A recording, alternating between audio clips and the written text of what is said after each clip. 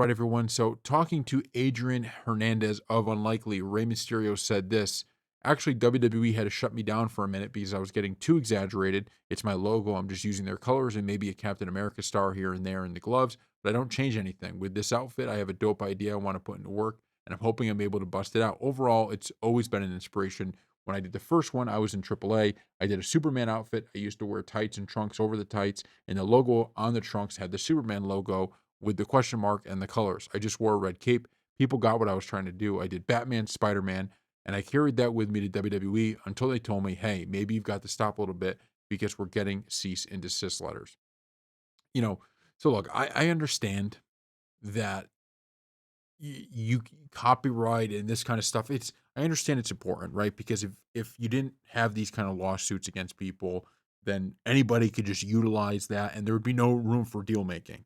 You know, something like that. Marvel's like, hey, you got to pay us to do that. I get that, but in this situation, it just sucks. Because you're just like, man, that would be so cool. Letting Rey Mysterio kind of do whatever he wants and bring something that he was doing in the past into the WWE and continue to do it, but you do understand why the cease and desist letters, exist because, like I said, otherwise there'd be no deal making ever. These companies would create something and no one would ever be like, "Hey, let's make a deal so we can utilize that license." They'd be like, "Well, we'll just take it because there's no grounds with there's nothing you can do about it."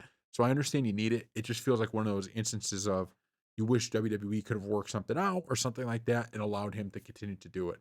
Because I even know I remember like the Road Warriors who would always have that different face paint.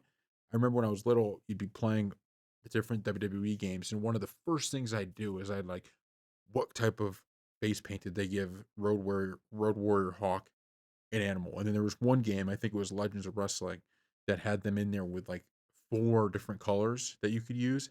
I just thought that was the coolest thing because you'd see all those old tapes and they'd always have the different face paint on it, or you'd see on like even the toys in the store, they got the different face paint, and that was always so cool. But I understand it. I just thought this is a pretty funny story, so thank you all for watching, and we'll see you next time.